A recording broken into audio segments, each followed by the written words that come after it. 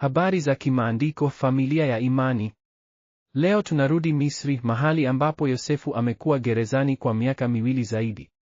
Lakini Mungu hakumsahau. Katika siku moja, maisha ya Yosefu yatabadilika kabisa, kutoka mfungwa hadi naibu mfalme wa Misri nzima. Hii ni hadithi ya jinsi Mungu anavyoweza kubadilisha hali yoyote kwa faida ya watu wake. Tunaanza na Mwanzo 41:1-57, mahali ambapo tunaona uweza wa Mungu katika kufasiri ndoto na kuongoza taifa nzima kupitia wakati wa shida. Yosefu atakuwa mfano wa jinsi tunavyopaswa kuishi, tukimtegemea Mungu na kumtukuza yeye katika kila kitu tunachofanya. Baada ya miaka 2, Farao alipata ndoto 2 za kushangaza. Katika ndoto ya kwanza, ng'ombe 7 wazuri na wanene walikuwa wakila majani kando ya mto Naili, kisha ng'ombe 7 wabaya na wembamba wakawala hao wazuri. Katika ndoto ya pili, masuke 7 mazuri na mazito yalikuwa yakimea katika shina moja, kisha masuke 7 mabaya yakayameza hayo mazuri. Farao alishtuka na kuamka akiwa amechanganyikiwa. Hakuna mtu katika ikulu yake aliyeweza kufasiri ndoto hizi. Ndipo alipokumbuka kijana Mwebrania aliyekuwa gerezani, Yosefu.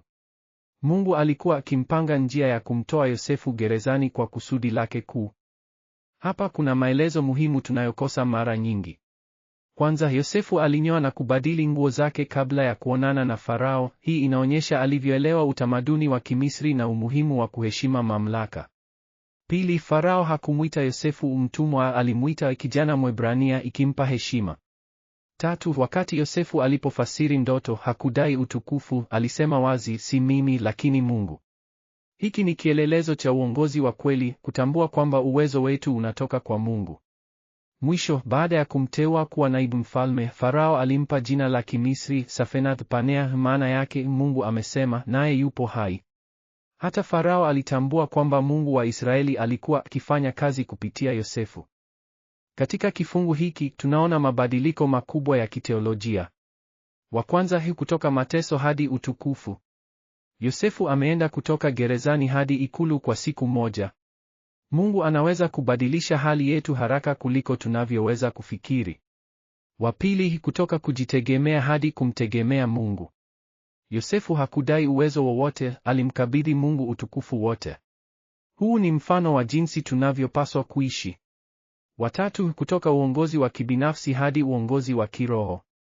Yosefu hakuongoza kwa busara yake, aliongoza kwa hekima ya Mungu.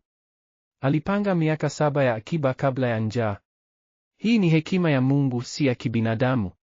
Mungu anatutumia kubeba ahadi zake duniani, lakini lazima tuwe vyombo vilivyojitolea kwake. Hebu tuwasikilize wanyamapori walivyoshuhudia matukio haya ya ajabu. Mimi niliibuka katika ndoto za Farao. Ni ajabu jinsi Mungu alivyotumia mfano wetu kumwonyesha mfalme kile kinachokuja. Tukumi na wembamba tulionyesha miaka ya utajiri na njaa. Nimeona mambo mengi yanayotokea duniani, lakini hiki ni cha ajabu. Yosefu hakutaka utukufu, alimpa Mungu wote. Binadamu wengi wangetaka kujisifu. Ni furaha kuona Mungu akimtumia mtumwa kuokoa mataifa. Hekima ya Mungu ni zaidi ya ufahamu wetu. Yosefu amekuwa baraka kwa Misri na Israeli pia.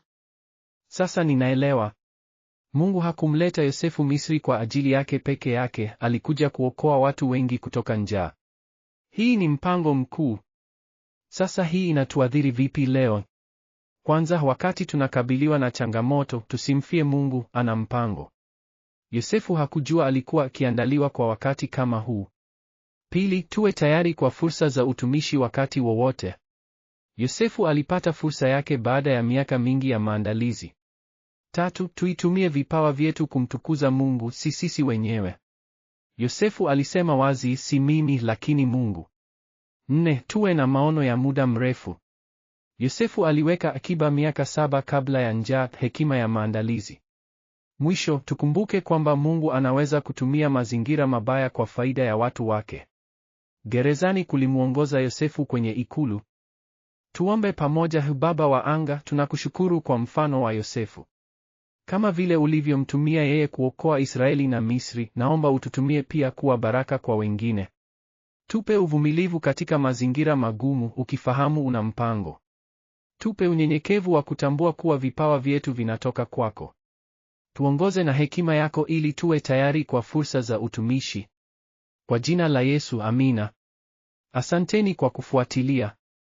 Kumbukeni kuomba kwa ajili ya kazi hii ya Genesis hadi Ufunuo, na tutaonana katika kipindi kijacho. Jiandikishe kwa maudhui zaidi ya kusoma Biblia.